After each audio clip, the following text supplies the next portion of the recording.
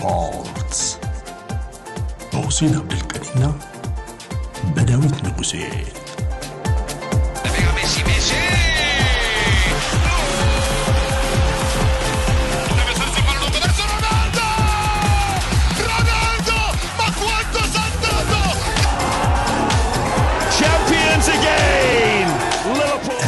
HD ስፖርት።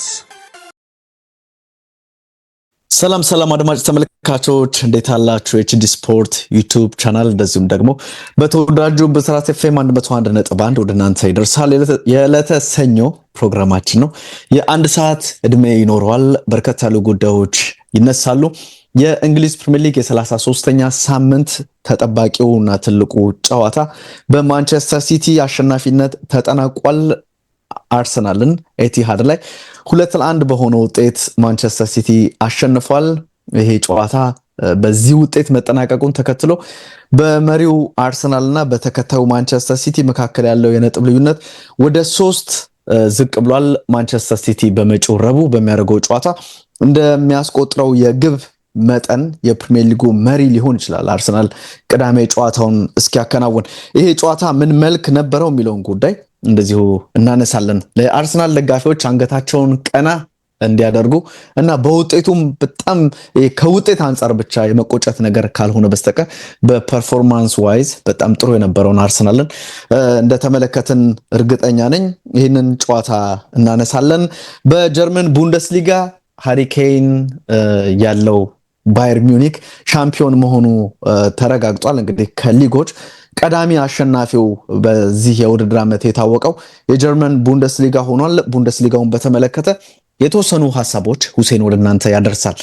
በአካልና ሁሴን ነው ቆይታ የምናደርገው። አድማጭ ተመልካቾቻችን አብራችሁ እንድትሆኑ በማክበር እንጋብዛለን። ሁሴኖ እንዴት ነህ? ሰላም ታዲያስ እንዴት ነህ? ሁሉ ሰላም አለን። አረዘምኩት እንደ መግቢያው። አረ ሰላም ነው። ምንም አረዘም። እሺ ነው። የ33ኛ ሳምንት ጨዋታዎች እንግዲህ ተደርገው ተጠናቀዋል። በፕሪሚየር ሊጉ ያው ዛሬ የሚደረግ ጨዋታ ይኖራል። በፓላስ እና ዌስትሃም መካከል ይሄ ጨዋታ ይደረጋል። ከዛ ውጪ ግን ትናንት ከተደረጉት ጨዋታዎች ሁሴኖ ይሄ ትልቁን አነሳን እንጂ አስቶን ቪላ ለቻምፒየንስ ሊግ ለመግባት የሚያደርገው ጥረት ምርጥ የሚባል 3 ነጥብን ከሰንደርላንድ ነጥቋል።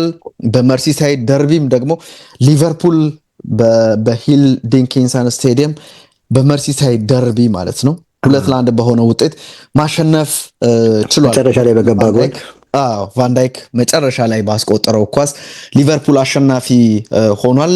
ኖቲንግሃም ፎረስትም እንደዚሁ ላለመውረድ ለሚያደርገው ጥረት ምርጥ 3 ነጥቦችን ያገኘበት እድል አለ። እኛ የምንመለከተው ሁሴኖ የዋንጫውን መዳረሻ ከሚጠቁሙት ጨዋታዎች የሚጠቁመው ብለን እኛ አናምንም። ሁሴኖ ግን ከሚጠቁሙት ጨዋታዎች አንደኛው ወይ ትልቁ ጨዋታ ማለት ነው ብለን ልንገልጸው እንችላለን። ኤቲሃድ ላይ የነበረው ጨዋታ ነው።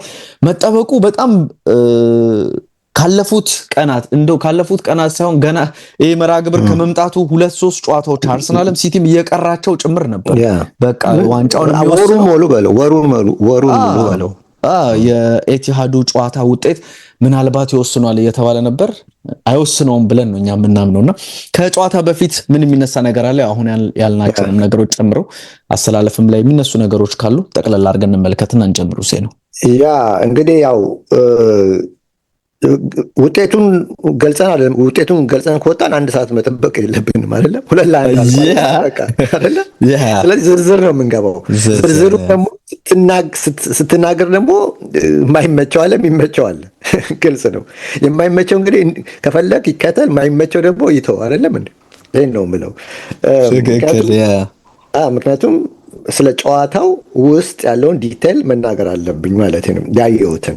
ለማንኛውም እንግዲህ አንተ እንዳልከው ወሩ ሙሉ ማለት ይቻላል ይሄ ጨዋታ በሚዲያው በኩል በእንግሊዝ ሚዲያ በኩል በተለይ እንግሊዝ ሚዲያ በኩል በጣም ጩኸት የነበረው ጨዋታ ነው እና ይታወቅ ነበር ስነ ልቦናው ምን ለመፍጠር እንደነበረ።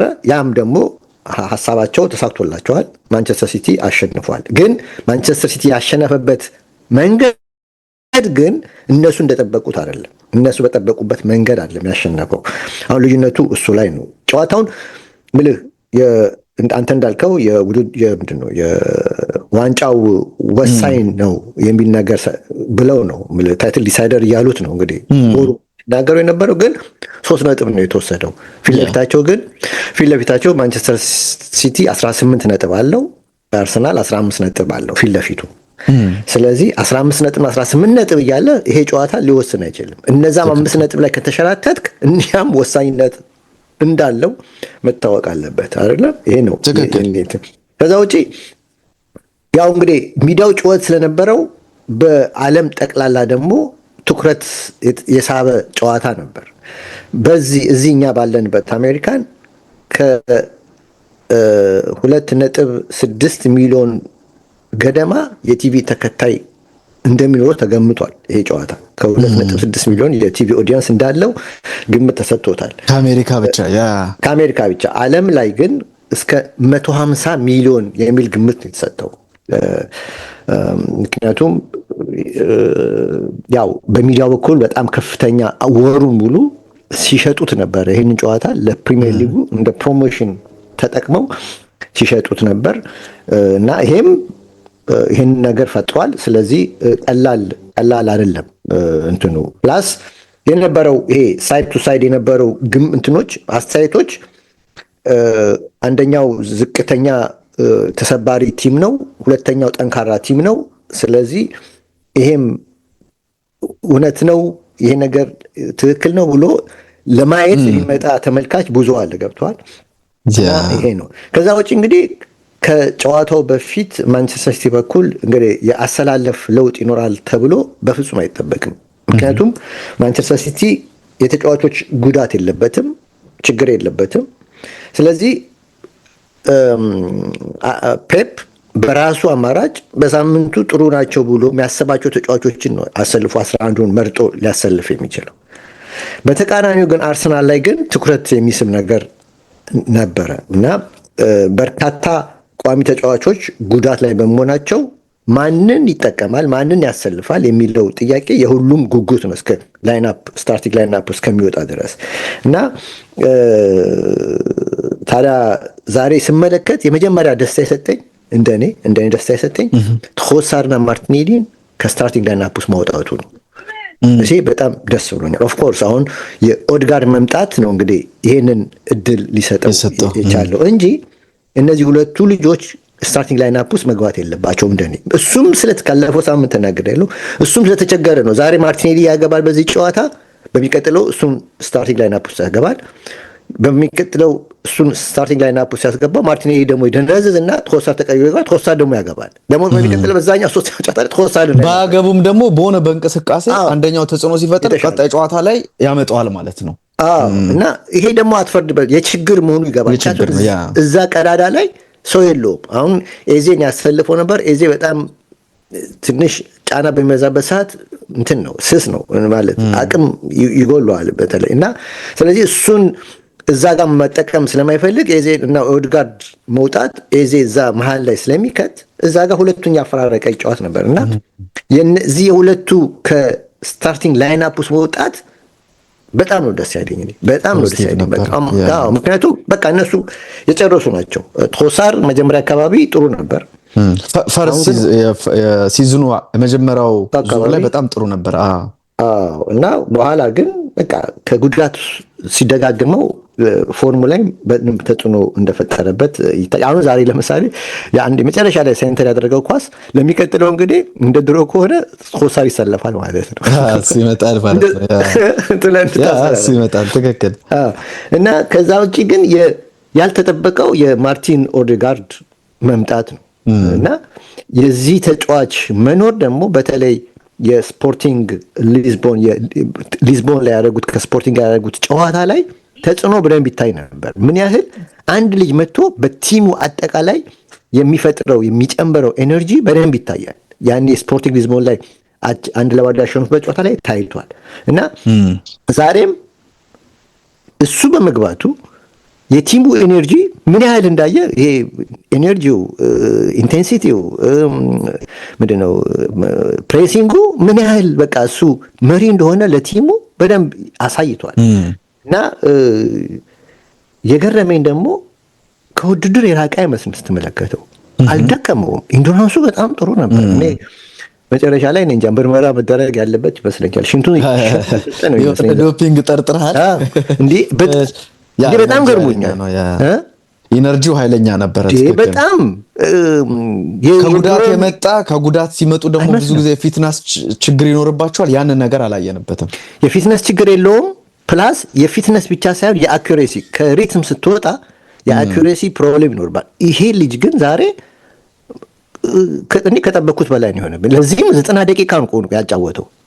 ስለዚህ ይሁን አላውቅም፣ ወይ ደግሞ የበሬ መርፌ ወቅቶች ይሆን አላውቅም። ምን ጉልበት እንዲኖርበት አይ የሆነ በጣም ገርሞኛል። ኤነርጂው የምሬ ነው ማለት በጣም ያሳየው እንቅስቃሴ አስደስተዋል ማለት ነው። በጣም እና ምን ያህል ቲሙ እንደለወጠም ይታያል። እና ይሄ ገርሞኛል። ከዛ ውጪ ግን ባክ ፎር ላይ በቲምበር ቦታ ማን ይሰለፋል የሚለው ነበር። ያው ሞስኬራ መግባቱ የተጠበቀ ነበር። ምክንያቱም ቤን ዋይት ትንሽ ጥሩ አይደለም ይሄን ሰሞንና ስለዚህ የሞስኬራ መኖር እንትን ያለ ነውና ይሄን ነው የምልህ። ከመግቢያ ማጥቃቱን አይፈልገውም ነበር አይደል አርቴታ እዛ ቦታ ላይ ሞር ወደፊት እየሄደ የሚያጠቃለትን ሳይሆን ሞር ጀሬሚ ዶኩ ሊቆጣጠር የሚችለው ተጫዋች የትኛው ነው የሚለውን ስታስብ ሞስኬራ ቀዳሚ ተመራጭ መሆኑ ምንም ጥያቄ ውስጥ መግባት ያለበት አይመስልም። የሲቲ ዳይት ሲያነሳ ነበረ በቀዳሚው 6 ጊዜ ነው ተመሳሳይ 11 ተጫዋቾችን በዚህ የውድድር ዓመት ሲያመጣ እያለ ነበርና አሁን ይሄ 7ኛው ሆነ ማለት ነው። ይሄኛው አሰላለፍ ተከታታይ አይነት ቋሚ 11 ሳይቀየር እያስገባ የተመለከትንበትና ማጥቃትና ማጥቃት ብቻ አማራጩ እንደሆነ የሚያሳይ እንደ ቤርናርዶ ሲልቫ አይነት ተጫዋች ደግሞ ልምዱን አማካኝ ክፍል ላይ እንዲሰጥ ለማድረግ የሄደበት ርቀት በሲቲ በኩል የተጠበቀው እኛም ስናነሳ የነበረው የግራ ፉልባክ የሆነው ኒኮ ኦሬላይ ከጉዳት ተመልሶ ለሲቲ መምጣቱ በጣም ትልቅ ነገር እንደሆነ ሲነሳ ነበርና እንደተጠበቀው የተጫዋች በቋሚ አስተላለፍ ውስጥ ገብቶ ተመልክተናል። እንደው ግን የተወሰነ ነገር ላንሳና ልስጥህ ብዬ ነው ሁሴን ነው። ይሄ ጨዋታ እንግዲህ ሲጀመር የሚያስደነግጥ ነገሮችን ምናምን የተመለከትነው በሲቲ በኩል ነው። ግን በጣም ያ ከ2 ከ3 ደቂቃ ያለፈ አይነት እንቅስቃሴ አልነበረምና ቅድም ያልከው ይሄ የኦዴጋርድ ተጽዕኖ ፕሬስ ማድረጉ ወደፊት መጠጋቱ እንደውም እያየው ስካይ ስፖርትስ ላይ እያየው ነበረ ሁሴኖና ወደ 22ኛው ደቂቃ አካባቢ ላይ አንተ በደንብ ታግዘኛለህ ይህንን ቁጥር በተመለከተ ወደ ፋይናል ሰርድ ፕሬሸር በማድረግ 41 ጊዜ አርሰናል ይሄን ነገር አድርጓል። 5 ጊዜ ነው ማንቸስተር ሲቲ ይላልና ምን ያክል እና ደግሞ የሲቲ ተጫዋቾች መሳሳታቸው እጅግ የበዛ ነበረ። በጣም የሚቆራረጡ ፓሶች ነበሩ። አኪዩሬሲ ስላልነበራቸው ፓሶቹ የሚደርሰው ለአርሰናል ተጫዋች ነው። የአርሰናል ተጫዋቾች ደግሞ ይሄ የተለየ ሙከራ ምናምን ባያደርጉትም ግን ደግሞ እድሎችን ለመፍጠር ጥረቶች የነበሩበትን አጋጣሚ ተመልክተናል። 16ኛው ደቂቃ ላይ ነው ራያን ሼርኪ ግብ ማስቆጠር የቻለውና እንግዲህ በጣም ጥሩ የሚባለውን ግብ ነው ማስቆጠር የቻለው ይሄኛው ተጫዋች። ከዛ አስቀድሞ ሁሴን ጨዋታው እንደጀመረ 2-3ኛው ደቂቃ ላይ አንተን ነው ያስታወስኩት የግብ ጠባቂውና ሲምቦራጨቃ የሆነ ነገር ካመጣ እሱ እንዳይመጠበጣቸው እያልከኝ ስለነበር ከጨዋታው በፊት ያንን ነገር ነውና እሱ ብቻ እኮ አይደለም አንድ ኳስ አይተዋል። ሃላንድ የተዘናጋበት አጋጣሚ እሱ እኮ ስሊፕ ወድቆ ነበረ ኦልሬዲ ግን ተንሸራቶ ነበር ፓስ የተደረገለት ረጅም ፓስ ሆነበት እንጂ ሃላንድ ረዘመበት ሃላንድ ለፓስ ያደረገው ለሴሜኒዮ ፓስ ያደረግ አረዘመበት እና ሴሜኒዮ ወደቀ ተንሸራቶ ያም ወደቀ ኳስ ኦልሬዲ የሚቀርበው ለሱ ስለነበር በቀላሉ ኳሱ እንዲቆጣጠረው ሆነ። እንግዲህ ይሄ እብደት የነበረው ዛሬ በትናንቱ ጨዋታ ማለት ነው የማንቸስተር ሼርኪ አስደናቂ ግብ ነው ያስቆጠረው። በተለይም ደግሞ እዚህ የግራ ቦታው ላይ ያሉት የማንቸስተር ሲቲን የአርሰናልን ተጫዋቾች ራይስ አለ እዛ ዞን ላይ ሂንካፔ አለ እዛው ቦታ ላይ ደግሞ ወደ መስመር ጠጋ ብሎ የሚጫወተውም ተጫዋች እንደዚሁ አለ። ጋብሪኤል ራሱ መጥቶ ጋብሪኤል ነው መጨረሻ ላይ ያለፈውና ጋብሪኤል ሂንካፔ ራይስ አንድ ዞን ላይ የሚገኙበት ቦታ ላይ ነው በጥሩ ቴክኒክ ይሄ ተጫዋች ኳስና መረብን እንዲያገናኝ የሆነውና ሼርኪ ያው አስደናቂ ነው ዘንድሮ ከመጡ ተጫዋቾች በዝውውር አንፃር በጣም አስገራሚ ነው። ግን 100 ሰከንድ ነው ያየሁትኝ። ከ100 ሰከንዶች በኋላ ካይ ሃቨርትዝ ዳይት ሲያነሳ ነበረ ከጨዋታው አስቀድሞ እንደዚህ አይነት የሚታተር ተጫዋች ኦፍ ኮርስ እንደዚህ አይነት ፕሬሲንግ ራሱ የአርሰናሉም አጥቂ ሊሰጥ ይችላል። ግን ካይ ሃቨርትዝ ቢሆን የተሻለ እድል ተገማች አለመሆን ነገርን ለአርሰናል ይሰጣል ተብሎ እንግዲህ የዶናሩማ እብደት ታክሎበት ካይ ሃቨርትዝ አስደናቂ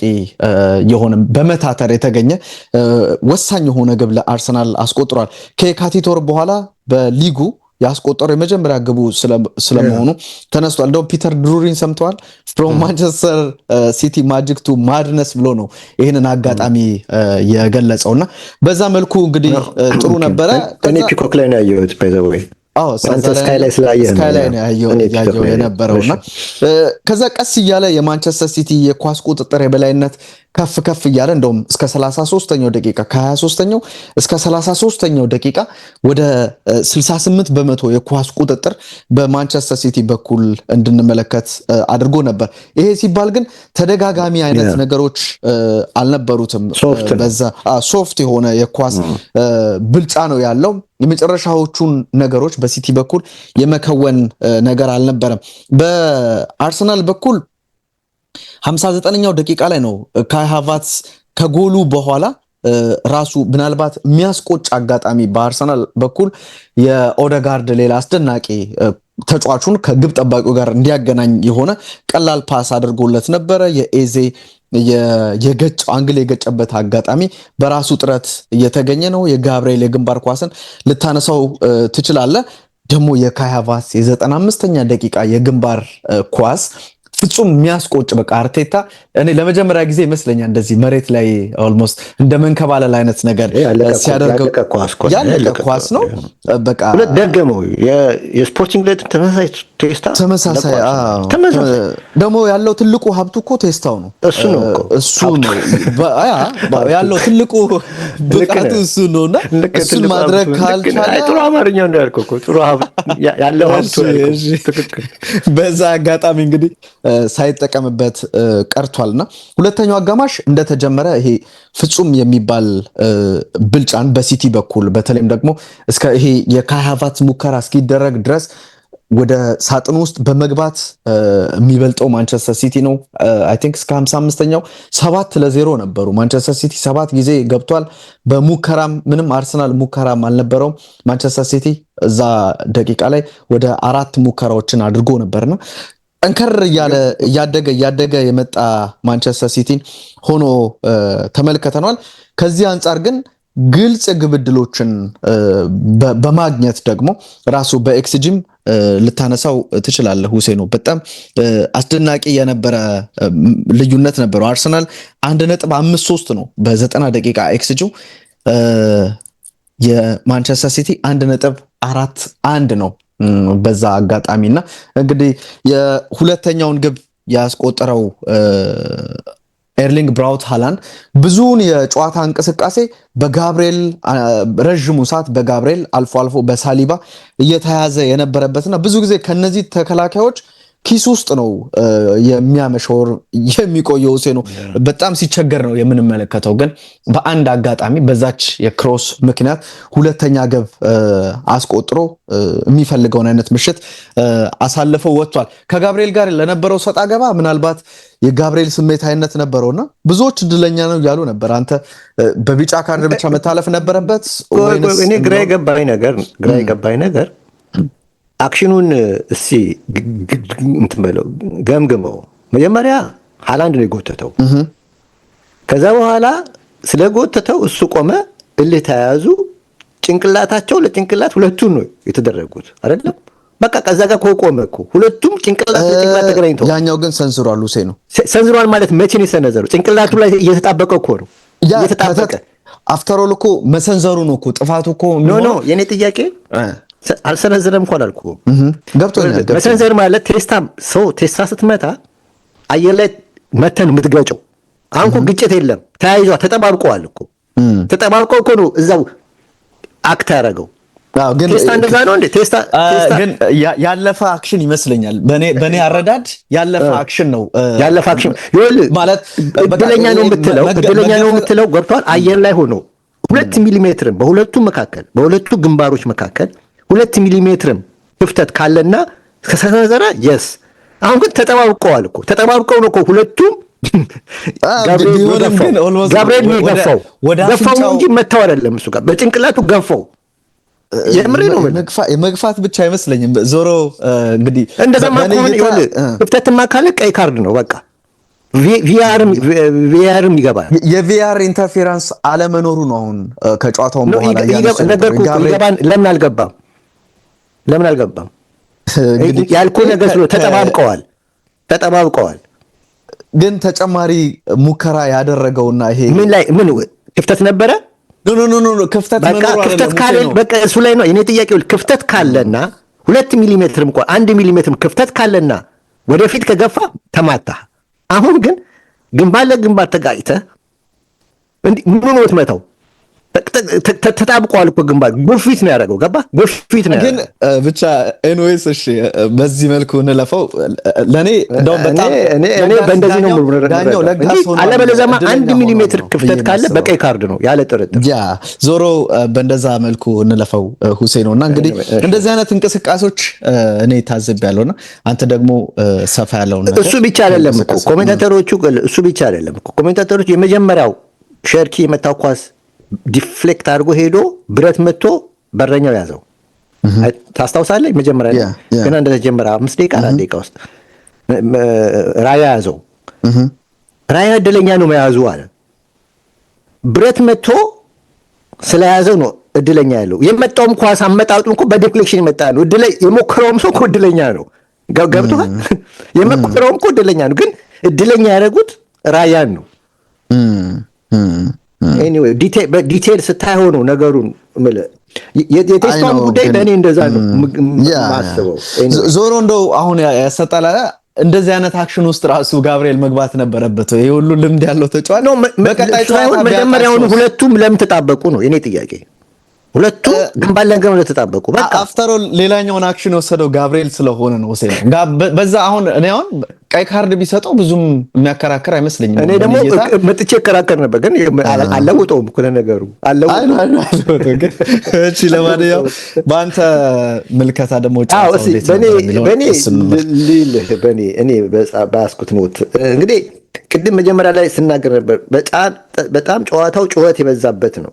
በመጀመሪያ ደረጃ ተገላገለን በቃ። አሁን ከዚህ በኋላ ደግሞ እንደሚያወሩት ያቺ መከረኛ አንዷን ጨዋታ ነው እሷን ቶሎ በጊዜ ቢሰጡትና ብንገላገል የምሬ ነው ምድ ስርጭት ነው እኮ ጭራዎች ናቸው ታኮች ናቸው። ሚዲያው ውስጥ ጠቅላላ ስማ የሆነ ጭራ አለው ይናገርና ግን ሲቲ ሜዳው ላይ ጨዋታ አለው ግን አንድ ጨዋታ ቀሪ አለው።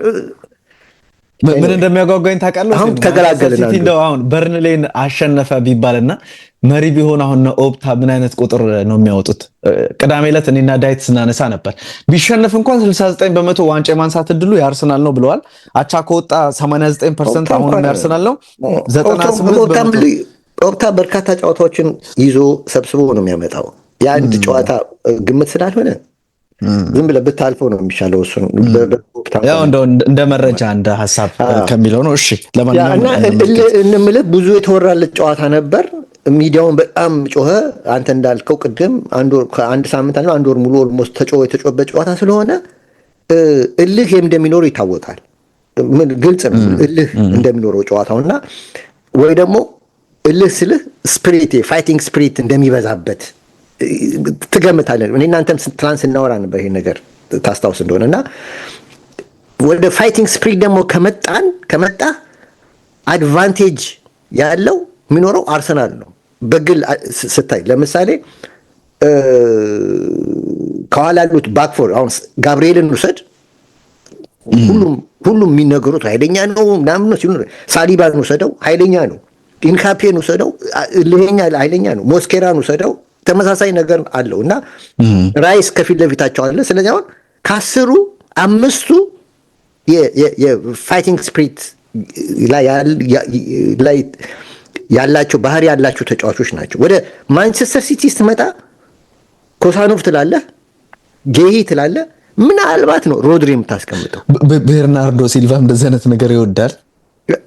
ሲልቫ መፍጨርጨር ነው እንጂ ፋይቲንግ ስፒሪት የለውም። መፍጨርጨር ነው የሱ። አሁን የጋብርኤልና የሱን አግሬሲቭ አይደለም እኮ ሲልቫ። ፋይቲንግ ስፒሪት እኮ አግሬሲቭነት ይጨምራል እኮ ገብቷል። አግሬሽን አለው ውስጡ እና ይሄን ስትወስድ ኮሳኖቭ ጌሂ ትልና ሮድሪ ላይ ነው ሶስተኛ የምትቆመው እንደው ቢበዛ። ስለዚህ አሁን ያ 50% ነው፣ ይሄ 3/10 ነው፣ 30% ነው። ስለዚህ አሁን አድቫንቴጅ የምትሰጠው ለዚህ ነው እና ስለዚህ አሁን እንደዚህ የተጨናነቀ ነገር ስትመለከት የሆነ ጨዋታው እንትን እንደሚልበት እልህ እንደሚበልበት ኮንሰንትሬሽን ሉዝ እንደምታደርግ በጣም ሃይ ኮንሰንትሬሽን ይፈልጋል ስፕሪት ላይ የተመሰረ ጨዋታ ከሆነ እና ስለዚህ ወደዛ ከሄድክ ስትመለከት የሁለቱም ሀሳብ መስመር እስከ ማለፍ ሊደርስ ይችላል እና በተለይ በሲቲ በኩል አንተ ቅድም እንደነገረው ሲበላሽባቸው ነበር ያልከው ይሄ ነገር ይፈጠራል። ይሄን ኦፍ ኮርስ ማንቸስተር ሲቲ ተቆጣጥሯል። አሁን መጀመሪያ ፈርስት ሃፍ ላይ ስትመለከት ኳሱን በመቆጣጠሩ ተቆጣጥሯል፣ ፐርሰንቱም ይገልጻል። ግን አደጋ የሚፈጥር ፖሴሽን ነው ካልከኝ ነው። ስለዚህ ሶፍት ነው ያልነው እንደዚህ ነው። ከዛ ውጭ ግን በግሉ ነው ሸርኪ በግል ጥረቱ ያንን ጎል ያገባው በግሉ ታለንት ማለት ነው። በግል ተስጦ ችሎታውን ያን ጎል እና ስለዚህ አሁን ከዛ ውጪ ግን ጨዋታው መረጋጋት ይጠፋዋል፣ የለውም ነበር፣ መረጋጋቶች የሉትም ነበር እና ስለዚህ ፓሶች ይበላሻሉ፣ ይቆራረጣሉ፣ ውሳኔዎች ትክክል አይደሉም፣ ለትክክል ሰው አትሰጥም እና የመጀመሪያ 15 ደቂቃ ዝም ብለህ ስታቱን ስትመለከት ሲቲስ 58% ኳስ ተቆጣጥሯል፣ ያኛው 42 ነው። ግን ኤክስጂው 0.03 ነው የሲቲ፣ ያኛው 0.15 ነው የአርሰናል እና አርሰናል 2 ሹት አድርጓል፣ ሲቲ 1 ሹት አድርጓል። ኮርና ማዕዘን ምት አርሰናል 3 አግኝቷል፣ ያኛው 0 ነው። ስለዚህ አሁን የቁጥሩ ከዛ ወደ 30 ደቂቃ ስትመጣ ስኮሩ 1-1 ሆነ። ያው የ37 ሰከንድ ልዩነት ነው በሁለቱ ጎሎች መሀል የተፈጠረው። ማነው ሸርኪ አግብቶ በ37ኛው ሰከንድ ነው እዚህኛው ተመልሶ የገባው። 30 ደቂቃ ውስጥ 64% አሁንም ሞር ፖሰስ አድርጓል ሲቲ። ግን ኤክስጂው 0.56 0.55 ነው። ኦልሞስት በጣም ተቀራርበዋል።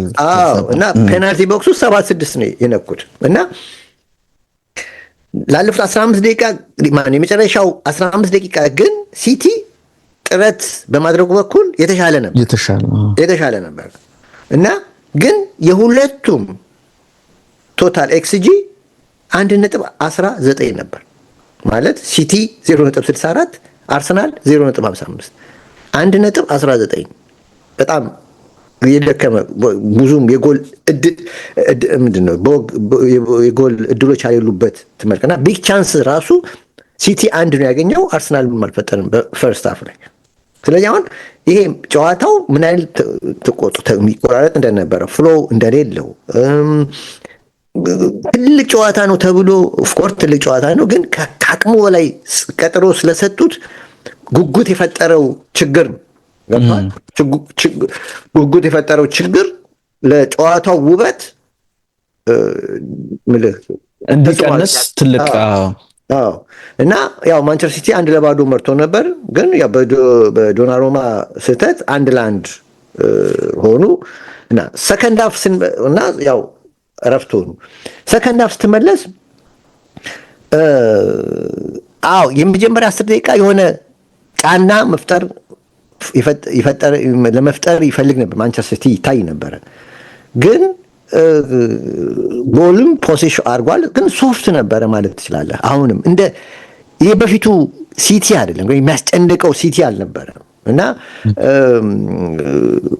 0.76 ኤክስጂ ለ0.98 ሰከንድ ሃፍ የተፈጠረው 0.76 አርሰናል 0.98 ነበር። ቢግ ቻንስ ሲቲ 2 ቢግ ቻንስ ነው የፈጠረው፣ አርሰናል 4 ቢግ ቻንስ ነው የፈጠረው። ሹት 7-6 ሲቲ 7 አርሰናል 6 እና አርሰናል በሲቲ በኩል ሃላንድ ካስቆጠረ 65 ደቂቃ ላይ በፊት ግን በቃ የዚህ የጨዋታውን እድል የወሰነ ጊዜ ነበር። ከ59 እስከ 65ኛው ደቂቃ ድረስ ለ6 ደቂቃ ማለት ነው። አንደኛ 59ኛው ደቂቃ ላይ ሃቨርስ 1-1 ፊት ለፊት ተገናኘ። እዛ ጋር ገርሞኛል። የአርሰናል ተጫዋቾች ቁጥር ብዙ ነበሩ፣ 5 ነበሩ። በጣም ገርሞኛል። ሃቨርስ ያለቀ ኳስ ነው የሳተው ያባከነው። ከዛ ደግሞ እሱ ከባከነ ከ4 ደቂቃ በኋላ ኤዜ ሹት ያደረገው ኳስ ጠቅልሎት ነበር።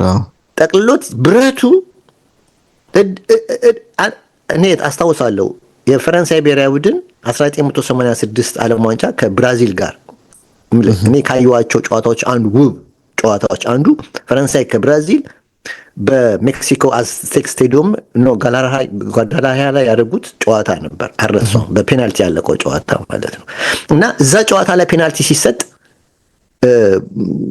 የፈረንሳዩ ተጫዋች ሄዶ ሶስተኛውን ሪጎሬ ሲመታ ብሩኖ በሎን ይባላል ሲመታ በረኛው ከዛ በፊት ሁለቱ ኳስ ላይ እየተሸወደ ወደ ቀኝ ሲሆን ወደ ግራ ያገቡበታል። ያቺን ሹት ላይ ግን ትክክለኛ ወደቀ። ሲወድቅ ደግሞ ኳሷ ብረት ስትመታ እሱን ደርባን መታ መልሳ ገባች። እና አስታውሳለሁ ብራዚሎች ምን አለበት ቢሸወድ ድጋሚ አሁን እዚህ ጋር ሲሉ ነበር። አይገባም ነበር ይወጣ ነበር።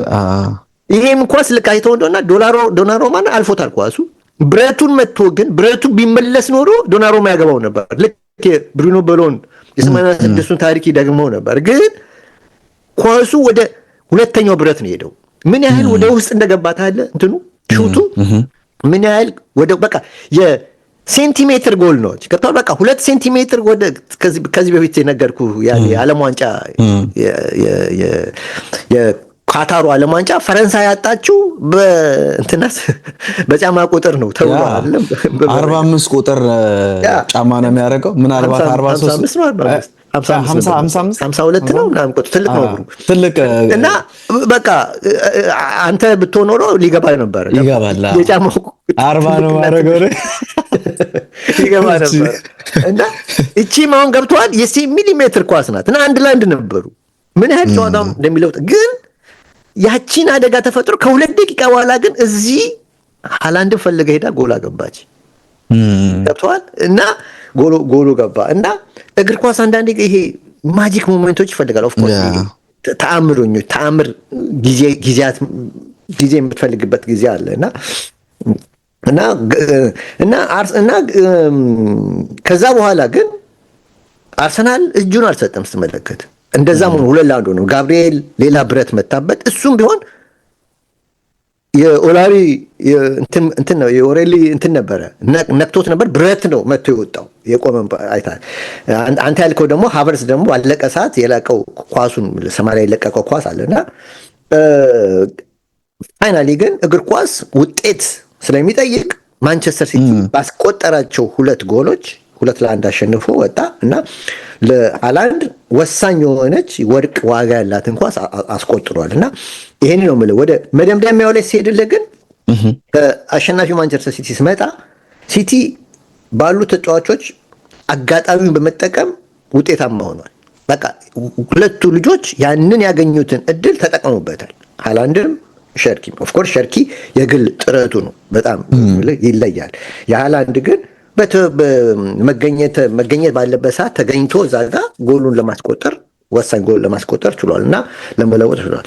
እና ከዛ ውጭ ግን ማንቸስተር ሲቲ የእንግሊዝ ሚዲያ ሳምንቱን ሙሉ ሲነግሩ እንደነበረው ግን አልነበረም። ሳምንቱን ሙሉ ሲነግሩ የነበረው ተሰባሪው አርሰናል በእርግጠኝነት በፎርምም በውጤትም በደንብ 2-3 ጎል ገብቶበት ይሸነፋል የሚል መልእክት ነበረ ባይናገሩ መልእክታቸው ያ ነበር መልእክት ነበር። እና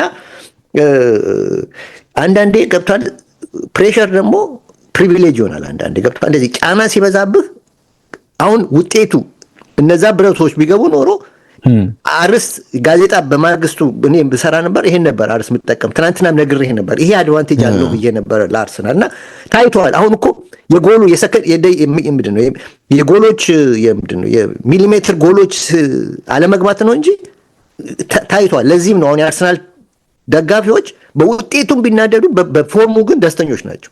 አሁን አይቻልም ብዙ እና በፎርሙ በጣም ደስተኞች ናቸው እና ስለዚህ አሁን 2-1 አልቋል። እና አሁን እንዴት ነው ቀጣይ 5 ጨዋታ ቀጣይ 6 ጨዋታ አላቸው እና ይህ ድል ለማንቸስተር ሲቲ ትልቅ ነው፣ ግዙፍ ነው። ግን ፊት ለፊቱ ደግሞ ትላልቅ ጌሞች እንዳሉ መረሳት የለበትም።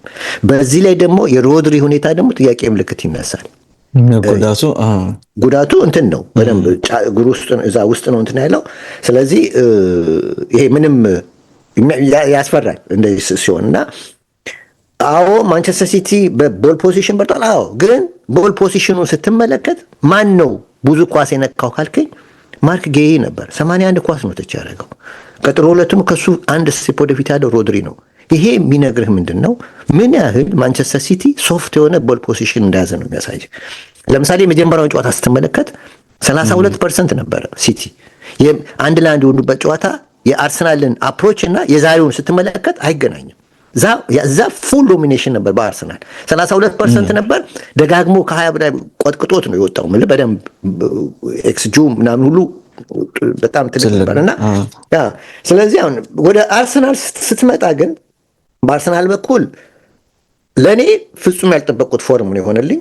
ማለት ይሄ ቲም በትክክል ኤነርጂ አግኝቷል። አሁን አይተናል እና ከቦርንማውዝ ጋር ታስታውስ እንደሆነ ኤነርጂ የላቸውም ደክመዋል ስልህ ነበረ እና ያኔ ለዚህ ለሽንፈቱ የእንግሊዝ ሚዲያ እና የእኛ ደግሞ ያን ሚዲያ ተርጉሞ የሚያመጡ ጋዜጠኞች ደግሞ የሜንታሊቲ ችግር ነው ሲሉ ነበር። ግን ደስ ያለ ምን ታውቃለህ? ዓርብ ዕለት የሰራችሁት ቅዳሜ የሰራችሁት ላይ አንተ ነህ መሰለኝ ያነሳው ይሄንን ኦፕታ ጋዛቸውን ጨርሰዋል ብሎ አንተ መሰለኝ ያቀረብከው አይደል? ነው ዳዊት ነው ያቀረበው። አንተ መሰልከኝ አርሰናል ጋዙን ጨርሷል፣ በቃ ኤነርጂ ጨርሷል የሚል አስተያየት ስትሰጥ ነበረ እና ያን በመናገሩ ደስ አይልም። ቀን ምን የቦርንማውዝ ነው የተናገሩ። ግን አሁን ዛሬ ስትመለከት ይሄ ኤነርጂ ከየት መጣ ብለህ ጥያቄ እንድጠይቅ ያልክ። ዛሬ ከየት ነው የመጣው ይሄ ኤነርጂ ካልክ በጣም ምክንያቱም ዛሬ በኤነርጂ በኩል ቶፕ ነበሩ፣ በአግሬሽን በኩል ቶፕ ነበሩ፣ በታክቲክ በኩል በጣም ቶፕ ነበሩ። ፕሬሲንጋቸው ማንቱ ማን ነበረ። ምንም እድል የማይሰጧቸውም። ቅድም ያልከው ነገር ለዛ ቅድም የጠቀስከው ቁጥርም እንትን ያልከው ከዚህ ሌላ ኦድጋርድ ምን ያህል እንደሚጠቅም ቲሙ ውስጥ እንደሚጠቅም አሁን ጤና ይኖረው እንጂ እሱ ካለ ሆፕ እንዴት ይሄ ቲም ሆፕ እንዲይዝ ያደርገዋል የእሱ መኖር እና የሚገርም ኢንዱራንስ ነበረው እና ስታቱን ሁሉ ስመለከተው ነበረ። በ90 ደቂቃ ውስጥ ቻንስ የፈጠረው እሱ ነው። 4 ጊዜ በመፍጠር አንደኛ ነው። ቀጥሎ የምታገኘው ሸርኪ 2 ነው የፈጠረው እና አስበው ሲቲ ላይ እየተጫወቱ ያሉት እና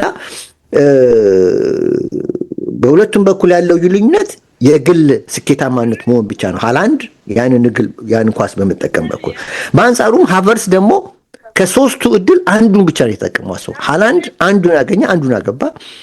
ሃቨርስ ግን ከሶስት እድል አንዱን ብቻ ነው። አስበው የማንቸስተር ሲቲ ኤክስጂ ቅድም አንተ ስታወራ ነበር 1.4 ስትለኝ ነበር አለ 1.4 የሃቨርስ ብቻውን 1.16 ነው። ብቻውን የቲሙ ጠቅላላ ሳይሆን የሃቨርስ ብቻውን 1.16 ነው። ምን ያህል ታያለ? ከሲቲ እኩል ሊሆን ነው የአንድ ተጫዋች አጠቃላይ የቡድኑ ኤክስጂ ከአንድ የሃቨርስ ተጫዋች እኩል ሊሆን ነው። ምን ያህል ስኬታማ ውጤታማ ለመሆኑ ሃቨርስ የሚያሳየህ ነው እና ከአንድ ጎል እንግዲህ 1.16 ነው። ከአንድ ጎል በላይ ማግባት ይችላል መጠቀም ይችላል። ለዚህም ነው 3 ድል አግኝቶ አንዱን ብቻ የተጠቀመው የሚያልኩት ቅድም ለዚህ ነው እና ኦድጋርድ ስታቱን ስትመለከት በጌሙ ላይ 4 ቻንስ ብያለሁ፣ አንደኛ ነው። ቀጥሎ ራያን ሸርኪ ነው 2 ያለው። ከዛ ውጭ ግን ኦድጋርድ በኢንዱራንሱ በኩል በፕሬሲንግ ሙቭመንት በኩል በጣም ጥሩ ነበር እና ኳሱን ወደዚህ ወደዛ በማድረግ በኩል መጥቶ ኳስ በመቀበል በኩል የሚቸገሩትን እሱ ሳይኖር ከነ ራይስ የሚቀበል ሰው የለም ነበር። ከስፔኒው ልጅ የሚቀበል ሰው የለም። አሁን ግን እየመጣ ይቀበላል። ገብቷል። እሱ ምን ያህል እንትን እንዳለው የእሱ አቬለብል መሆን አማራጮችን ይሰጣቸዋል። ከዛ ውጪ ሞስኬራና ኢንካፔን በተመለከተ ግን በቃ እነሱ ለመከላከል ነው እንጂ ወደፊት ሲሄዱ ግን ጥቅማቸው አሁን ኢንካፔ እልህኛ ነው፣ የሆነ ጉንዳን ነገር ነው፣ ከያዘ አይለቅህ ምናምን። ይሄ ግን በመከላከል በኩል ነው። ወደፊት ግን ሲሄድ በቃ ግራ የገባው ነው። ገብቷል። አሁን ሪካርዶ ካላፊዮሪን የምታጣው በእንደዛ ጨዋታ ላይ ነው። በትክክል ሪካርዶ ካላፊዮሪን በደንብ በትክክል አጥቶታል። በደንብ አጥቶታል አርሰናል። አንደኛ ቲምበር፣ ሌላ በዛኛው በኩል ደግሞ ቲምበርን። እነዚህ ሁለቱ ተጫዋቾች አንደኛ ኢንቨርት ያደርጋሉ፣ ቁጥር ይጨምራሉ ሚድ ላይ። ሁለተኛ እዛ ሄደው ፋይናል ሰርድ ላይ እንትኖች አይደሉም፣ ቴክኒካል ፕሌየሮች ኳሊቲነታቸው ከፍ ያለ ነው። የግብ ዕድል እንደሚፈጥሩለት ተማመንባቸዋል በእርግጠኝነት። እሱ ነው የምልህ እና ኳሊቲ በደንብ አዲ ያደርጋሉ እና የሁለቱ ልጆች መጎዳት አሁን እንደው ምልህ ቀጣይ 5 ጨዋታ ላይ ሁለቱ ልጆች ከመጡ ኦድጋርድ እንደዚህ ጤነኛ ከሆነ ፖዚቲቭ ነገር ነው የሚታየኝ። ከዛ ውጪ የኤዜ መቀየርን ሰዎች ሲቃወሙት ነበር። አንተ ምን ትላለህ በሱ ጉዳይ? የአንተ ሀሳብ ምንድን ነው? ኤዜ መቀየር ትክክል ነው ትክክል አይደለም? የኤዜ መቀየር እንግዲህ የሆኑ እንቅስቃሴዎች ላይ አይተው የጨረሰ ይመስል ነበረ። እውነት ለመናገር እኔ ሳየው ይሄ ተከትሎ የማስጣል ነገር መጀመሪያ ላይ የነበረው ኢነርጂን አቶት ነበርና እኔ ትክክለኛ ሰዓት ላይ ተቀየረ ነው የሚመስለኝ። ግን ሳይኮ ነው የአርሰናል ተጫዋች የአርሰናል እንትኖችን ሲመለከት የአውሮፓዎቹ ነው የአውሮፓዎቹ የሀገር ውስጥ ዝም ብሎ በእንትን ነው በስሜት ነው የሁለቱ አርሰናልም ማንቸስተርም በስሜት ነው እንጂ ምንም ነገር የለው። የውጭዎቹ ግን ስመለከት እነሱ ኤዜ ለምን ተቀየረ ብለው ሲቃወሙ ሰምቻለሁ። እና ይሄ ኤዜ መቀየር ለእኔ ግን ትክክል ነው። በመጀመሪያ ደረጃ የመጀመሪያው ጎል አይተሃል የማስተት እንደሆነ ሸርኪ እኮ ያገባው ኢንካፔ በቴስታ ሲያወጣው ኳሱን ኤዜ ከኑኔዝ ጋር ነበረ ጎል ኳሱ ኑኔዝን ምንም ኮምፎርት ሊያሳጠው ምንም በቃ እንዲመቸው ነው ያደረገው። ሊጫነው አልቻለም። አልተጫነውም። ኑኔዝ እኮ በደረት ነው ለሸርኪ የሰጠው ኳሱን። አልተጫነውም። ገብቶሃል? አልተጫነውም። እና ለመጀመሪያው ጎል ስህተት ኤዜ ነው ተጠያቂ። አሁን ሁልጊዜ ችግራችን ምንድነው? ያለፈው ጊዜ ስንመለከት ሴንተር ሲደረግ ስኬሊ ሁለተኛው ብረት ላይ ነው የቦርንማውዝ ጨዋታ። ስኬሊ ዞኑን ትቶ ገብቶ ማንም ስለ ስኬሊ ስህተት አያወራም። ማንም እኔ በጣም ግራ እኛንን እዚህ ያወራ ነው የምሬ ነው። በአጠቃላይ ሰምቻለሁ ሚዲያን አንድም የስኬሊ ስህተት እንትን አላለም። ስህተት ሰው ትኩረት ያደረገው በቤን ዋይት ኳሱን ለምንለቀቀ ሴንተር ሲደረግ ለምንለቀቀው በሚለው ነው እንጂ እዛ ዋናው የጎሉ ሁለተኛው ዋናው የጎሉ እዛ ላይ የነበረው የሱ ዞን ስለሆነ በደንብ ጀርባውን ማጥናት ነበር። በትክክል እያነሳን ነበር ባለፈው ሳምንት እና አሁን ኤዜ መቀየር ነበረበት። አዎ ብረት መጥቷል። በብረቱ ክሬዲት ታዲያ ዝም ብለህ 90 ደቂቃ ታሰልፈዋለህ እንዴ? ልታሰልፈዋለህ በብረቱ ክሬዲት? እንደዛ ነው የሚመስለው እና ትመለከታለህ። ከዛ ውጪ የሆነ ኳስ ራሱ ሲይዝ አንደኛ አቅም የለውም። የአቅም ስልህ ጠንካራ አይደለም። እንትን ነው ሶፍት ነገር ነው። እንደገና በዛ ላይ ደግሞ ኳሱን ይዞ ትግል የሚፈልግ ነገር ውስጥ ይገባል። አይተው እንደሆነ ቶሎ ኳሱን አይለቅም። አንድ ኳስ ዲስፖሰስ ተደርጓል። አየህም? ታዲያ ራሱ እጁን አነሳ እኮ ወዲያው ነው። እንትና እኮ ነው መጥቶ በታምር ነው የተረፈው። እንትና ማነው ቤልጅየሙ ልጅ ዶኩ እኮ ነው ነካ አረጋት ኳሱን እንጂ ዶኩ ነካ አረጋው። በቃ ገብቶ እኮ ነበረ። የማይሆን ገብቷል። ጉልበት የሚጠይቅ ነገር ውስጥ ለምን ጉልበት የለውም። እንደገና ጉልበት ሲምፕል ማድረግ አለበት። እንደያዝክ ቶሎ ብለህ መልቀቅ ነው እንጂ ወይ ደግሞ አንድ ካለ እሱ 2 እና 3 አክሽኖችን በአንድ ኳስ ላይ መፍጠር ይፈልጋል። ይሄ ደግሞ ጉልበት ይፈልጋል፣ አቅም ይፈልጋል። እና ትቀማለህ፣ ችግር ውስጥ ትገባለህ። ጌም እኮ እንደዚህ ችግር ውስጥ ገብቶ እኮ ነው ጎሉ። እንደው ጸሎት አድርጎ ወጥቶ ነው እንጂ ሀቨርትዝ የሳተው ኳስ እኮ የጌይ እኮ ስህተት እኮ ነው። በዚህ ላይ ራይስን እኮ አንድ ፎቶ ቢጫ ካርድ ተሰጥቶታል። ቢጫ ካርድ እና የኤዜ እንትን ማለት ትክክል ነው ለማለት ታይሚንግ ነበረው። ትክክል። እኔም በአንተ ሀሳብ ነው የምስማማው። በኤዜ መቀየር መጀመሪያም ብያለሁ። ይሄ በቃ የመድከም ነገር ይሄ ትራክ ባክ ማድረጉ ላይ ምናምን ደክሞ ስላየው ነው በእርግጠኝነት አርቴታ ያስወጣውና ሜቢ ማጥቃቱ ላይ የሆነ ተጽዕኖ ሊኖረው ይችላል። ግን ደግሞ መከላከሉን መርዳት ነበረበትና ያንን ነገር ፕሮፐርሊ እያደረገ አልነበረም። ከሆኑ ደቂቃዎች ጀምሮ ስትመለከተው ያንን ነገር ማድረግ ሳይችል አይቶት ነው እንግዲህ አርቴታ ያስወጣው። እሺ ያ እና ከዛ ውጪ ግን ስለ ሼርኪ ልበል እንግዲህ ሲቲ አሁን ለ3 ዶሜስቲክ ዋንጫ እየተወዳደረ ነው እንደምታውቀው። ያው ሁለቱ ካፖችም ቢሆኑ አንዱ ዋትልቁ ፕሪሚየር ሊግ እና ለዚህ ጨዋታ ዋናው ሎኮሞቲቭ እሱ ነው ይላል። ሎኮሞቲቭ ማለት ባቡር ዋናው የሚጎትታ ማሽኑ አለን ዋናው ማሽን እና እሱ ሸርኪ ነው የዚህ ቡድን ይላል። ሌኪፕ አውጥቶ ነበር ስለ ሸርኪ ሰፋ ያለ ዘገባ እና ትንሽ ልንገርና ሸርኪ ታስታውስ እንደሆነ በፍራንስ ፉትቦል ላይ ኢንተርቪው ሰርተነው ነበር እና ስለ ፔፕ ተጠይቆ ፔፕ አስቸጋሪ ሰው ነው ካለ በኋላ እኔም አስቸጋሪ ሰው ነኝ ብሎ ነበር። ታስታውስ እንደሆነ እሱም አስቸጋሪ ነው እኔም አስቸጋሪ ነኝ። ይሄ ማለት ምንድነው? እኔም አልቀበሉም እሱ የሚለውን ነገር ይመስላል አባባሉ እና አሁን ፔፕ መጨረሻ ላይ እጁን የሰጠ ነው ይመስለው። እንደውም እንደዛ ነው የሚለው እጁን ሰጥቷል አሁን። ምክንያቱም ይሄ ልጅ ነፃነት እንዳይኖረው ፈልጎ ነበር፣ ይጮህበት ነበር ምናምን ብዙ ነገር እኔ ያልኩን ነገር አድርግ ይለው ነበር።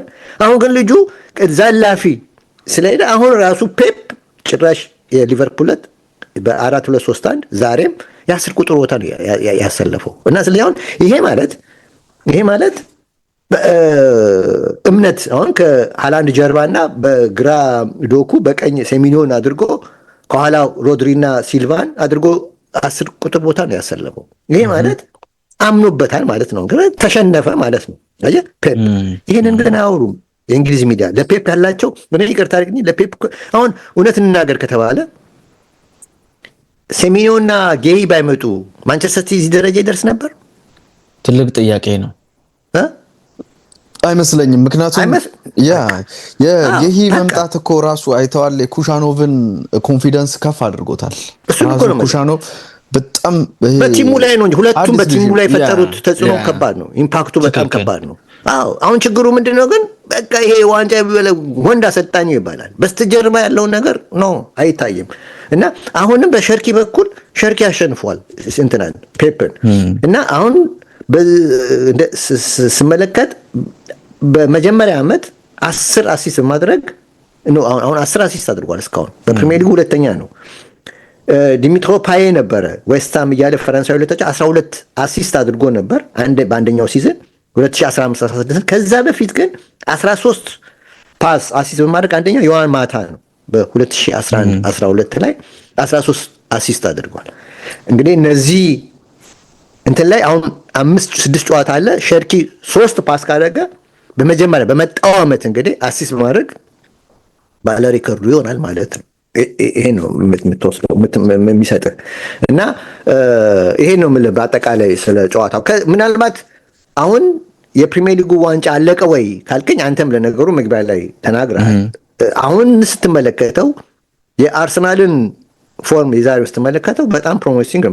አርቴታም ይሄን ነገር ተናግሯል። በነገራችን ላይ እስከ መጨረሻው ድረስ እንትን እንዳለን ብሏል። እኔ ሌቭሉን አውቀዋለሁ የቲሜን አይድነቃችሁ አባባል ነገር ነው። ከጨዋታው ድረስ እንደሚሰነዝር አውቃለሁ አይነት ነገር ነው። እና እንግዲህ አሁን በቻምፒየንስ ሊግ ከአትሌቲኮ ጋር አለው። በፕሪሚየር ሊግም አሁንም ቢያሸንፍም እኩል ነጥብ ነው እኮ የሚሉት አይደለም።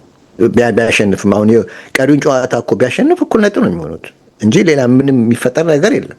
ግን ፊት ለፊታቸው ግን ስትመለከት ግን አሁን የዛሬ አስቶን ቪላን ስትመለከት ቦርማውዝን ስትመለከት ኤቨርተን በሜዳው ላይ ሊቨርፑል እኮ መጨረሻ ላይ ነው እንጂ ያገባው። ኤቨርተን ስትመለከት ይሄ ቀላል ጨዋታዎች አይደሉም ለሲቲ። ኦፍኮርስ አርሰናል ምናልባት ኒውካስል ልትል ትችላለህ፣ ከባድ ጨዋታ ልትል የምትችለው እሱን እሑድ ነው የሚያደርገው፣ ሜዳው ላይ ነው። ግን አትሊስት ሜዳው ላይ አሁን ገብተዋል። ደጋፊው ቢያንስ አሁን ሞራል እንዲሰጥ ያደርገዋል ካለው ፎርም መነሻ ገብቷል።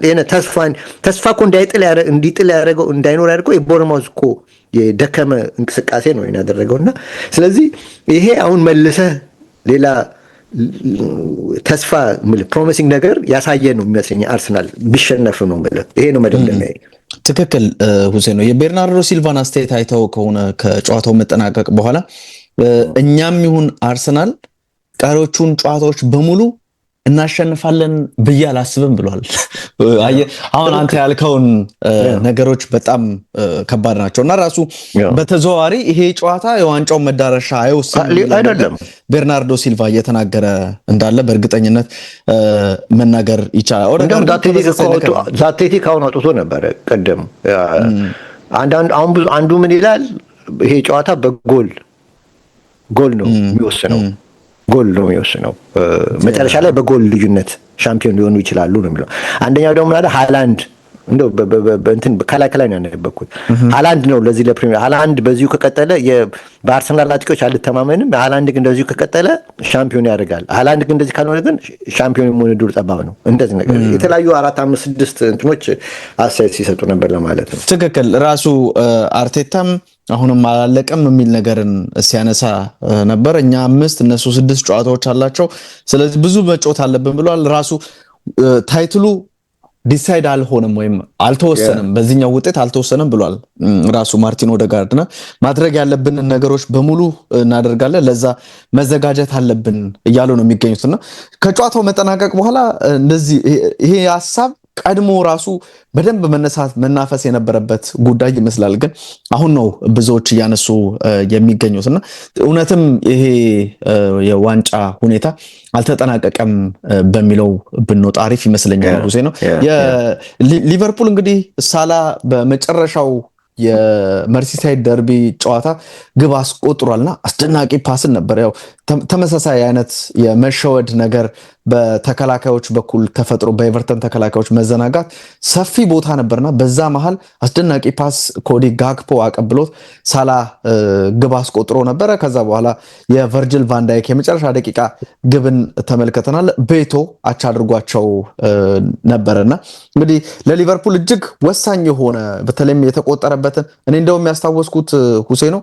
ታስታውሳ አሊሰን ቤከር በግንባሩ ግብ ያስቆጠረበትን የውድድር ዓመት በኮቪድ እግር ኳስ በተዘጋ ስቴዲየም ዝግ በነበረበት ጊዜ በአመቱ ማለት ነው ዋንጫውን ከወሰዱ በአመቱ ቻምፒየንስ ሊግ ለመግባት በጣም ተቸግረው ነበርና የመጨረሻው ጨዋታ ላይ እንደዚህ አይነት ግብ አስቆጥሮ ነበርና ከዛ ግብ ጋር ተመሳሳይ ዋጋ ያለው ይመስለኛል አሁን በቨርጅል ቫንዳይክ አማካኝነት ሊቨርፑል ያገኘውና እንግዲህ በቀጣይ አሁን ባላቸው ደረጃም ስትመለከት 55-48 ሆኗል ከቼልሲ ጋር ተመሳሳይ የጨዋታ ብዛት አድርገው ግን በ7 ነጥቦች ርቀት ላይ ይገኛሉና 5 ጨዋታ አለ 7 ነጥብ በጣም ከባድ ነው። ቼልሲ በጣም ብዙ ችግሮች ያሉበት ቡድን ነው። ራስ ሁሉንም ጨዋታ ቼልሲ አሸንፈው መውጣት ይችላል፣ ሌላ ጥያቄ የሚያስነሳ ይመስላል። ሊጉ ግን በአጠቃላይ ሁሴ ነው ከቼልሲ ከ6ኛው ጀምሮ እስከ 10ኛው ኤቨርተን የ1 ነጥብ ልዩነት 11ኛ ካለው ሰንደርላንድ የ2 ነጥብ ልዩነት ከፉልሃም የ3 ነጥቦች ልዩነት ነው ያለው። ቼልሲ 6ኛ ነው፣ ፉልሃም 12ኛ ነው። የ3 ነጥቦች ልዩነት ብቻ ነው ያለውና ፍጹም የሆነ መጠጋጋት ያለበት ሊግ ነው። የቶተናም ነገር በጣም አሳሳቢ ሆኗል። እንግዲህ ኖቲንጋም ፎረስት ወሳኝ ድል ማግኘቱን ተከትሎ አሁን ኖቲንጋም ወጥቷል 36 ደርሷል። ከቶተናም ራሱ በ5 ነጥብ ርቀት ላይ ነው የሚገኘው። ዌስትሃም 32 ነው። ስለዚህ ወይ ዌስትሃም ወይ ቶተናም ከሊጉ ወራጅ የሚሆኑ ቡድኖች ይመስላሉና እጅግ ጠንካራ ፉክክር ይኖራል። አሁንም በአሰልጣኝ ሮቤርቶ ዲዘርቢ እየተመራ ማሸነፍ አልቻለም። በመጨረሻ ደቂቃ በቀድሞ የዲዘርቢ ቡድን ብራይተን ቶተናም በዚህ ሳምንት ግብ ተቆጥሮበት 2-2 መለያየቱ ይታወቃል። የሊጉን ሁኔታ በዚህ መልኩ ካነሳኑ ሲሆን ባለን ጥቂት ሰዓት ጀርመኒክ እናወራለን። እንግዲህ ባየር ሙኒክ ስቱትጋርትን 4-2 አሸንፎ የቡንደስሊጋው ሻምፒዮን ሆኗል። ለ35ኛ ጊዜ ነው እንግዲህ ቡንደስሊጋው ድሉ። ገና 4 ሳምንት ይቀረዋል ከወዲሁ እንግዲህ ሻምፒዮን ሆኗል። ትላንት ዶርትሙንድ እንግዲህ በመሸነፉ ነበር እና ቨንሰን ኮምፓኒ ስለ ቨንሰን ኮምፓኒ ለኢኪፕ ላይ አሌክሲስ ጥሩ ጽሁፍ ጽፎ ነበር። በአጭሩ እንደው ላውራ ብዬ ነው እና ለእሱም ተገላገለ። አሁን ትኩረቱ ቻምፒየንስ ሊግ ላይ ይሆናል። ፕሪሚየር ሊግ ቡንደስሊጋውን በላ፣ አሁን ቻምፒየንስ ሊግ ላይ ያተኩራል ማለት ነው። እንግዲህ በ2 ዓመት ቆይታው እንግዲህ በሁሉ ረገድ የተወደደ ሆኗል ይላል። ይሄ ሰው የመጣው ለችግር ማብረጃ ነበር፣ ግን አሁን በጣም በተለይ በሳርነር ስትራይንስ የባየር ሙኒክ ማሰልጠኛ ማዕከል ውስጥ 22 ወር ቢያሳልፍም በዚህ ጊዜ ውስጥ ይሄ ቤልጂየማዊ በኃላፊዎችም በተጫዋቾችም በደጋፊዎችም ከፍተኛ እምነት ተጥሎበታል ይላል ዘገባው። አንደኛ በቲሙ ላይ የፈጠረው ተጽዕኖ እጅግ በጣም ነው ይላል። ከፍተኛ ተጽዕኖ ፈጣሪ መሆኑን አሳይቷል። ስለዚህ ኮንትራቱ እስከ 2029 ድረስ እንዲራዘም ከ6 ወር በፊት ባየር ሙኒክ ኃላፊዎች ሰጥተውታል ይላል እና ጠንካራ ቲም ሰርቷል። ቤንች ላይ ያሉት እንኳን ሲቀመጡ ቅሬታ ሲያሰሙ አይደመጥም ይላል እና ቲሙን አንድ አድርጓል። በህብረትም በራስ መተማመንም በኩል ቲሙ ቶፕ እንዲሆን ትልቅ ስራ ተወጥቷል ይላል እና በደጋፊውም በኩል ይላል በባየር ሙኒክ አጫዋት በጣም ደስተኞች ናቸው ይላል። አጫዋቱ በጣም ተመችቷቸዋል። እንዲያውም ማክስ ሄበርዝ የፉትቦል ዳይሬክተሩ ማለት ነው ሲናገሩ በስፖርቱም በኩል ሆነ በግሉ ካምፓኒ ፍጹም ልዩ ሰው ነው በማለት አድናቆቱን ሰጥተውታል እና በግሉ በጣም ግልጽ ነው፣ ጥሩ ሰው ነው። በማዕከል ውስጥ በጣም ይወደዳል። ከሁሉም ሰው ጋር ለመግባት ይሞክራል፣ ይከበራል፣ ሰውንም ያከብራል፣ ይግባባል። በሜዳ ላይ ደግሞ በተጫዋቾቹ እጅግ ሲበዛ እምነት ተጥሎበታል ይላል እና ከየአቅጣጫው በሰው ኮምፓኒ አድናቆት እየተሰጠው ነው እና ምንም አይነት ጉራ የለበትም ይላል ዘገባው። ከቀድሞ ከነበሩት ከቶማስ ቱኸል እና ከጁሊያን ኔግልስማን ለየት የሚያደርገው ካምፓኒ ምንም አይነት ኢጎ የለውም ይላል እና ምክንያቱም ይላሉ ምናልባት በቅርብ ከተጫዋችነት ተጫዋች በመሆኑ በቅርብ ስላቆመ ይሄ የተጫዋቾችን ችግር በመልበሻ ቤት እንዲረዳ ትልቅ ድጋፍ አድርጎለታል እና ስለዚህም ለተጫዋቾች መብት፣ ለተጫዋቾች ፍቅር፣ ተጫዋቾች ምን እንደሚፈልጉ ያውቀዋል ይላል ዘገባው እና በሚዲያ በኩል ደግሞ ሲቀርብ ይላል ሁል ጊዜ ስለ ክለቡ ጥሩ ነገር ፖዚቲቭ ነገር ሲያወራ ነው የምትሰሙት። አስቸጋሪ ጥያቄዎች እንኳን ሲመጡበት ዲፕሎማት በሆነ መንገድ ያልፈዋል አለ። ይሄ ቲሙን ሊበጠብጥ የሚችል ጥያቄ ሲመጣ በፎርም ነው አለ የሚያልፈው ዲፕሎማት በሆነ መንገድ እና በትክክል የባየር ሙኒክ አምባሳደር ነው ብለውት አድናቆት ሰጥተውታል እና የሚቀርብለትን ጥያቄዎች በብልጠት ነው የሚመልሰው። ካልሆነ ግን የማይመቸው ከሆነ አለ በቃ በፎርም ሊመልስና ያልፈዋል እና እንግዲህ አሁን የቡንደስሊጋው ሻምፒዮን ሆኗል። እንግዲህ ቀጣይ ደግሞ እንግዲህ ከፓሪስ ሰን ጀርመን ጋር ወሳኝ ጨዋታ አለው በቻምፒየንስ ሊግ። እንደዚህም ሆኖ የክለቡ ፕሬዚዳንት ጃን ክሪስቲያን ድሬሰን ሲናገሩ ቨንሶን ካምፓኒ ለጨዋታችን ጣፋጭነት አምጥቷል ይላል። ለጨዋታችን ጣፋጭ ነገር አምጥቷል። በባየር ሙኒክ ደግሞ ልዩን ደስታ ፈጥሯል ይሉታል እና ቨንሰን ኮምፓኒ በጀርመን እጅግ በጣም ሲበዛ አድናቆት እያገኘ መሆኑን ለመግለጽ ነው። እንግዲህ ሌኪፕ ይህንን ገልጿል። ስለዚህ አሁን ፊት ለፊቱ እንግዲህ ቻምፒየንስ ሊግ አለ። ፓሪስ ሰን ጀርመን አልፎ ፋይናል ይደርሳል። ሌላ ሁለተኛ እንግዲህ ትልቅ ትግል ነው።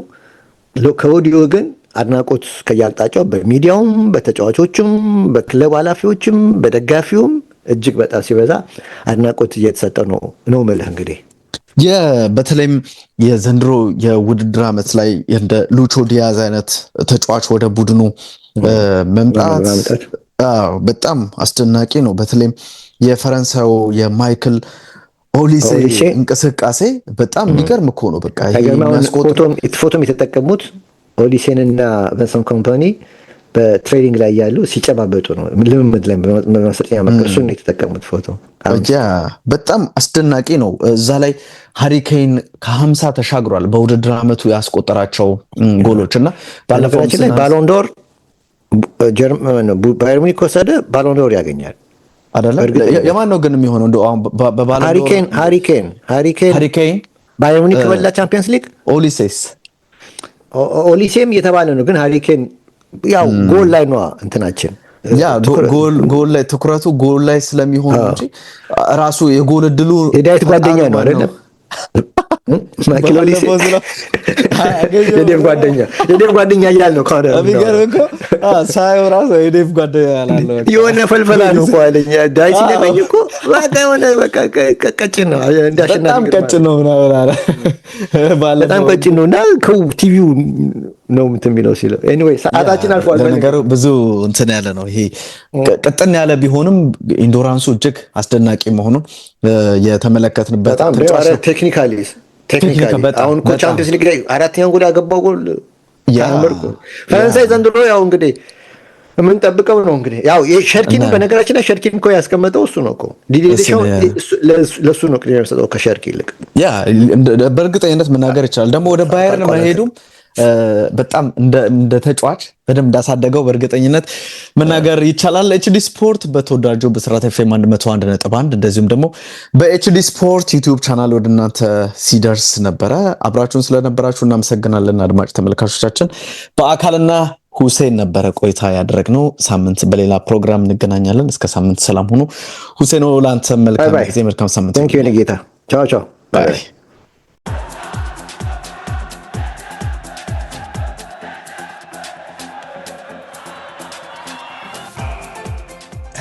ኤችዲ ስፖርት በሁሴን አብዱልቀኒና በዳዊት ንጉሴ